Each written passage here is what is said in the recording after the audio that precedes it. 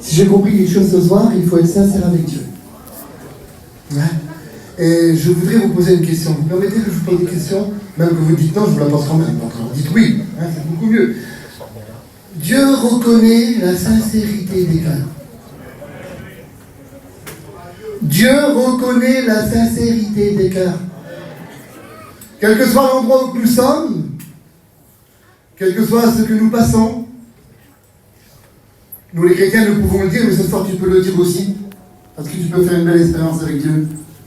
Un jour aussi, nous, on a été devant un souci de la vie, un problème de la vie, une difficulté, un combat, où qu'on ne pouvait pas rien, on ne pouvait rien faire. Et là, ça a été la sincérité de notre... C'est pour ça qu'on dit souvent, c'est dans l'épreuve que Dieu est venu. Parce que c'est souvent là que notre cœur est sincère. Il faut dire la vérité comme elle est. Parce que quand tout va bien, on fraude un petit peu.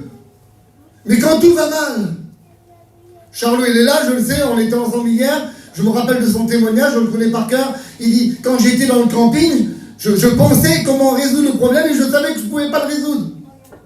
Et j'ai regardé le ciel sans le connaître. Et j'ai dit, si toi, tu pourrais le faire. Il était sincère. Et devant un cœur sincère, Dieu le fait. Vous le croyez? Je réfléchissais à un texte de la Bible, une histoire dans Marc. C'est un homme qui vient d'un grand besoin. On pourrait dire, comme je viens de dire, d'un besoin nécessaire. Mais on peut se tromper de phrase quand on est comme cela. Il vient vers Jésus et il dit, si tu pourrais faire quelque chose, mais comme Jésus connaît tout. Non, excusez-moi, j'ai pas d'autres mots, on est des voyageurs qu'on a là, on peut pas rouler Jésus, c'est pas avec une frappe qu'on va le rouler. Il dit, ben, si tu pourrais croire un petit peu, cela est possible. Et là, devant la réalité de son cœur, parce que quand Dieu parle à un cœur, on n'a pas besoin de venir et puis de dire, t'as vu, Dieu t'a parlé. Ça bouleverse notre cœur. Ça bouleverse notre vie. C'est pour cela que dans les réunions, les chrétiens disent, j'étais dans une réunion et puis j'ai parlé à Dieu. Et Dieu m'a répondu, il a bouleversé mon cœur. Parce que ça bouleverse un cœur, Dieu. Et quand cet homme a vu la réalité de son cœur, il a fallu que Jésus lui montre la réalité de son cœur. Il a dit, ça va pas. Faut pas dire, si tu peux. On le sait, les chrétiens, Dieu peut tout.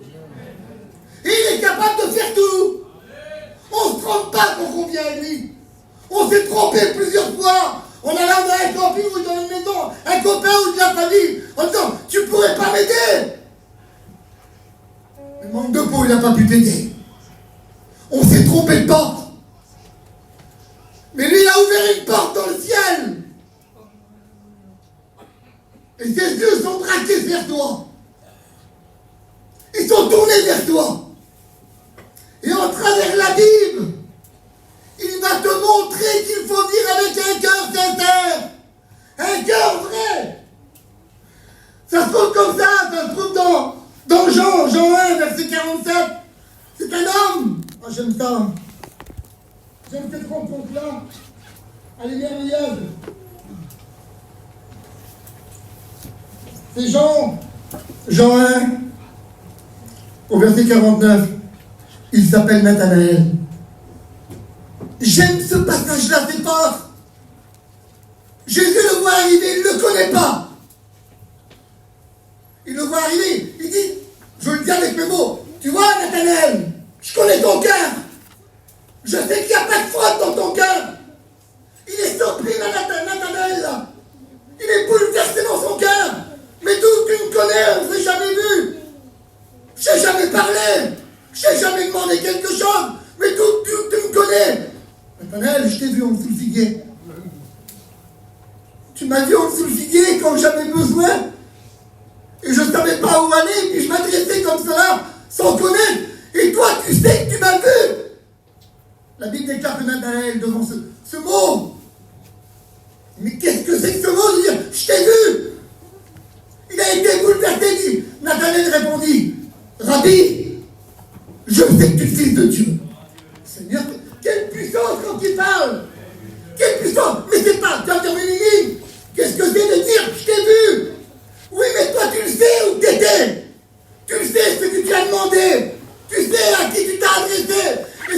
a été dit dans les témoignages, ça a été dit en travers les chants. Il connaît ta prière. Alors je viens de dire, dans les rois, les versets, on les connaît, et puis je peux vous les donner après. C'est un prophète qui parle, mais c'est comme Dieu. Écoute bien, il dit comme ça. Ton cœur est-il sincère?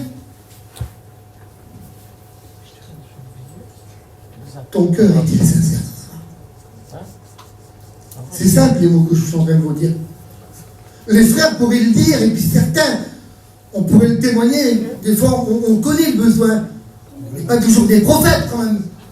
Mais des fois, on connaît, quelqu'un vient, tu as vu, il y a une sœur ou quelqu'un qui passe par un problème, ben, on va le visiter. Vous connaissez ça, les serviteurs? Puis on arrive dans le foyer, et puis on discute, on parle. Puis on voudrait bien qu'il ouvre son cœur et puis qu'il dit.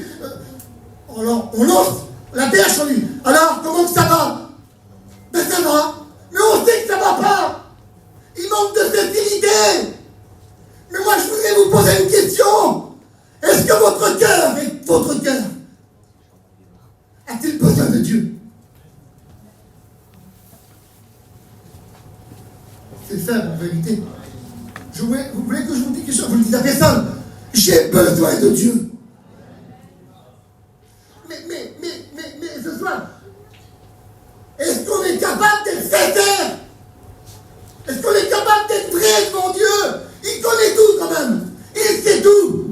Je réfléchis à une histoire de la Bible. Ça se trouve dans Exode 3. C'est un homme qui a une intelligence formidable. Il a été élevé en Égypte. Il a une connaissance en ligne. Puis devant un souci de la vie, il s'enfuit de l'Égypte. Il va dans un certain pays. Et puis là, il garde un troupeau. Et puis, vous connaissez le mot, il s'appelle Moïse. Et puis, il voit un buisson qui ne se consume pas. Il monte en haut de la montagne. Là, il écoute Dieu parler. Et devant la voix de Dieu, Dieu est en train de lui confier quelque chose. Et c'est ça la sincérité du cœur. Il aurait pu dire, ah, Dieu, je suis Moïse. J'aurais dû être le prince d'Égypte. Je suis un Égyptien, je connais tout. Je sais tout faire. Tu me demandes quelque chose, je sais le faire. Mais vous savez qu'est-ce qu'il dit, lui? Parce qu'il est vrai dans son cœur. Mais il dit qui je suis. Je suis rien devant Dieu. J'ai besoin de toi. Il savait qu'il avait un handicap dans sa vie. Il savait qu'il ne pouvait pas résoudre le problème qui se traitait devant lui. Sans Dieu. Il était sincère. Est-ce que ce soir on est capable d'être sincère avec Dieu, dire Seigneur, je ne peux pas, j'ai besoin de toi.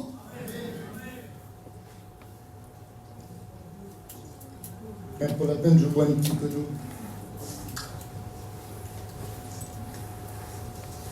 Bon, c'est vrai, vous êtes calme comme ça. Hein? Ah, écoute bien quelqu'un d'autre maintenant. Ça se trouve dans les rois. Il y a un prophète qui s'appelle Élisée. Vous connaissez les histoires, moi je ne suis pas compliqué. J'explique la Bible. Et puis là, il y a un besoin, il y a un créancier qui vient chaque jour vers une femme, elle a perdu son mari, elle est toute seule avec son fils, et là, c'est fini, elle ne peut pas régler le problème, elle n'a pas d'argent. Et puis il vient ce prophète là, Élisée, et puis il lui pose une question, Seigneur, excuse-moi, dis-moi, elle est bête la question. J'aurais été attaqué, je ne sais pas comment j'aurais pu répondre. Elle est bête la question. Elle te dit que le créancier vient lui taper à la porte pour avoir de l'argent, elle n'a pas, et toi tu lui demandes, qu'as-tu à la maison? C'est un drôle de langage. Alors, je voulais te poser la question, moi. Comment ça va dans ton foyer? Comment ça va chez toi? Comment ça va ta vie? Est-ce que tu vas dire, ah ben tout va bien, tout brille? C'est comme sur un tapis rouge. J'ai tout ce qu'il faut.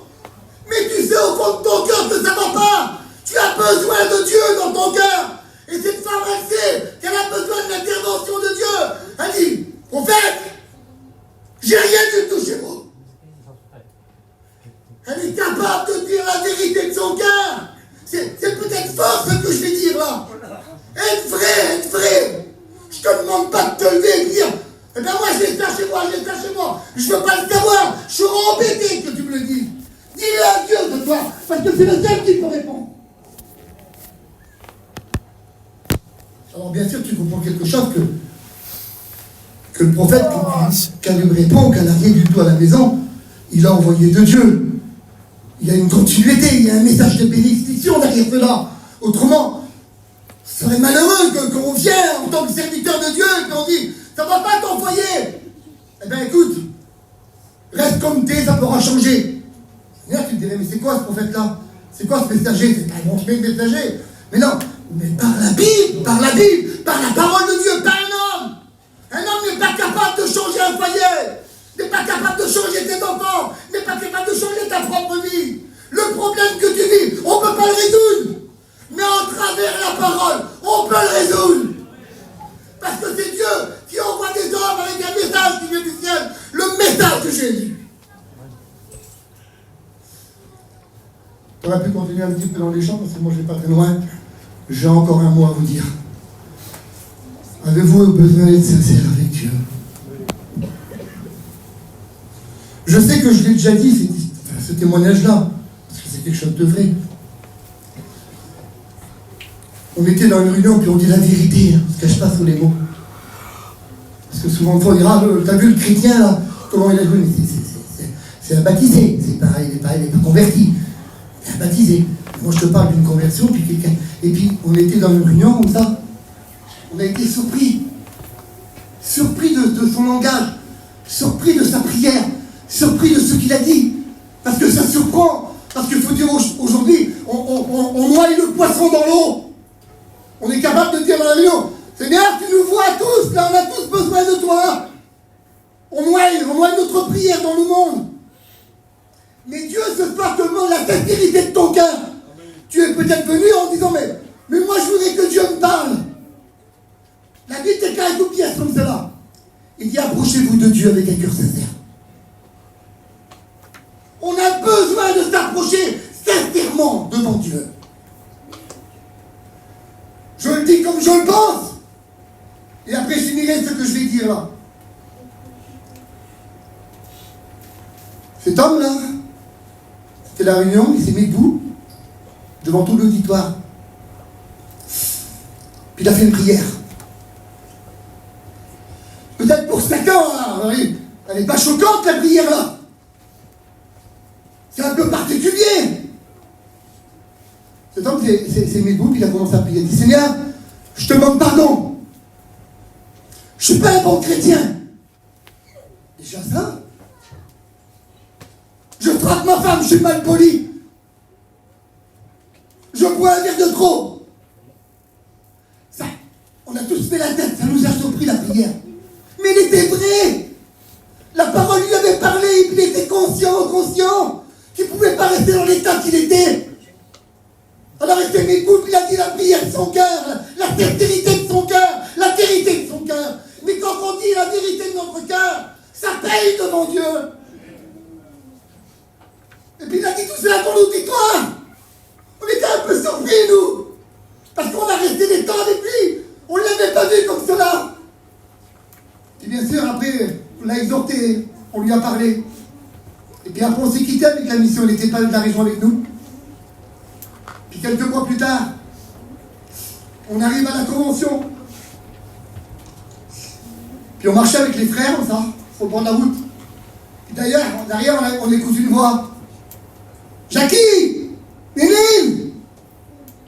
Quelqu'un qui nous appelle, on se tourne. Je vois l'homme en face de moi. Il y avait quelques mois de différence, hein. Vous comprenez bien, il ne peut pas changer comme ça au bout de 2 mois. Je me tourne, le frère se tourne avec moi, puis on le regarde fixement. Je regarde Jackie, je dis, je ne vois pas qui c'est. Puis lui, il arrive tout, il ne nous prend pas le coup, il nous embrasse, alors ça va, je suis content de vous voir. Puis on ne savait plus qui c'était. Puis il voit après, il dit, vous savez plus. Je dis, excuse-moi, mon frère, je ne vois pas. Il y a 2 mois à la réunion, c'est moi qui s'est levé dans la réunion. C'est moi qui ai demandé pardon à Dieu. Tellement qu'il avait été sincère avec Dieu, Dieu lui avait changé le physique. C'était un homme renouvelé, un homme changé, un homme de Dieu. Dieu avait changé totalement sa vie. Il dit, je suis l'homme le plus heureux du monde. La sincérité paye.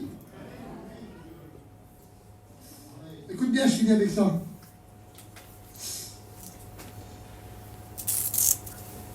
Ça se trouve dans Jean 21. Jésus vient de mourir sur la croix, mais béni soit Dieu. Voilà les valeurs de notre union. Quelques jours après, il est ressuscité. Et là, les disciples étaient sur le lac en train de pêcher. Ils n'avaient rien pris. Puis j'aime ce mot-là. C'est ça la sincérité. Seigneur, je ne demande pas de l'auditoire, je ne vais pas faire des personnes, je ne vais pas demander de rien du tout. C'est entre toi et Dieu, entre toi et Dieu. On a besoin d'être sincère et de vrai devant Dieu. J'ai besoin, et puis, quel homme tu es devant Dieu dire, parce qu'il connaît mon cœur. Seigneur, j'aurais besoin de toucher un peu le ciel. J'aurais besoin d'onction, j'aurais besoin de force, j'aurais besoin de parler en langue, j'aurais besoin de faire quelque chose que j'ai jamais fait, d'être visité comme j'ai jamais été visité. Vous ne voulez pas, ça? Ça change notre vie. Et puis là, ils sont en train de pécher. Et puis écoute bien, qu'est-ce qu'il dit? Mes enfants, avez-vous rien à manger? Ils lui répondirent. Il pose une question aux disciples. En voulant dire, vous avez attrapé quelque chose? Vous venez de pécher, là, vous avez attrapé quelque chose? Vous avez quoi manger? Puis c'est ça, c'est des pécheurs dans la barque. Ils répondent d'une façon particulière. Non, on n'a rien à manger. C'est ça qui est beau, Seigneur, c'est ça la sincérité du cœur. Alors venez ici. Venez au bord. Oui. Prends ton filet maintenant. Vous le connaissez, c'est le texte merveilleux de la Bible. Il dit, prends ton filet maintenant. Comme tu as été sincère, tu as dit la vérité. Alors maintenant, jette ton filet du côté droit. Parce que le miracle va se faire. Il jette le filet. Et il récupère 153 poissons. Le filet rempli de poissons, parce qu'ils ont été sincères. Puis il dit, mais maintenant, je l'explique avec ma mot mais sur le village, j'ai préparé une grillade, et on va continuer à manger ensemble. Ça paye d'être sincère. Et je voudrais te poser une question à vous, et j'arrête. Veux-tu être sincère avec Dieu?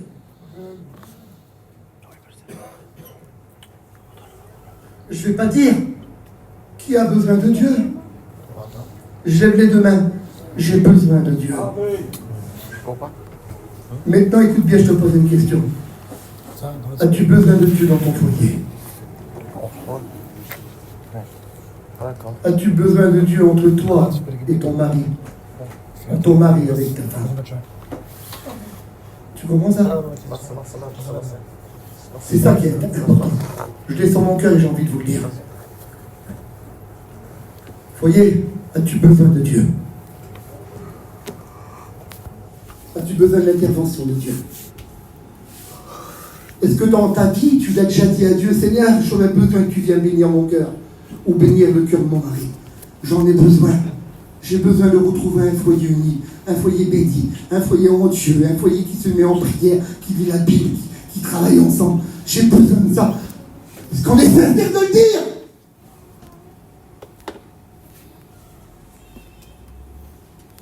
C'est calme, hein?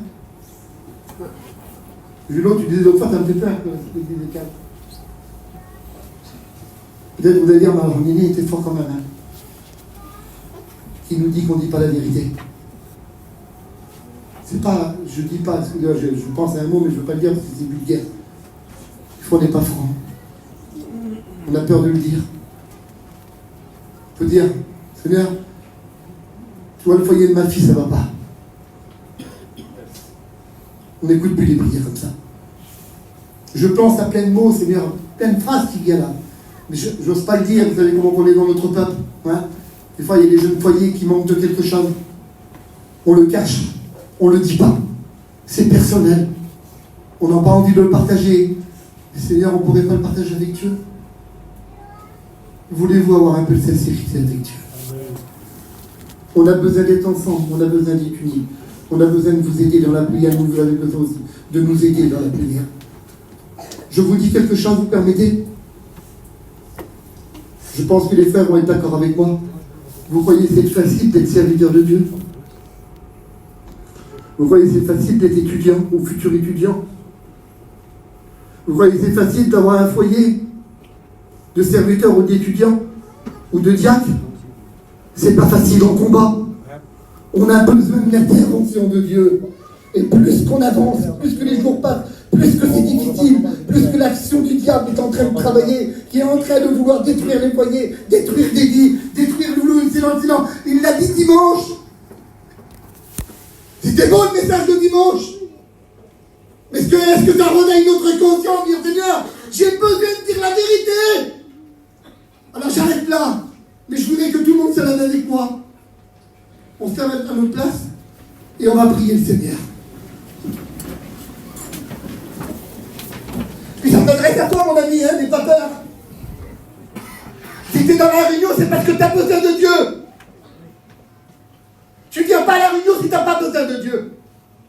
Tu vas me dire peut-être aux autres, oh je viens parce que je fais plaisir à un tel, il m'a invité. Non, c'est parce que tu as besoin de Dieu et tu as envie de le rencontrer. Eh bien, sois vrai avec Dieu. Oui, je viens à la réunion pour rencontrer Dieu. C'est là que ça paye. Là, c'est là qu'on est béni. Et puis, on n'écoute plus les prières. Seigneur, on se cache, on se dit, Seigneur, je suis malade, viens me bénir. Seigneur, mon fils, il est rétrograde, ma fille est rétrograde. Ou mon mari est rétrograde, ma femme est rétrograde. On ne l'attend plus. Vous croyez qu'on n'aurait pas besoin de changer de langage? Avoir un langage de chrétien qui s'adresse à ton Père. Vous les comprenez ensemble?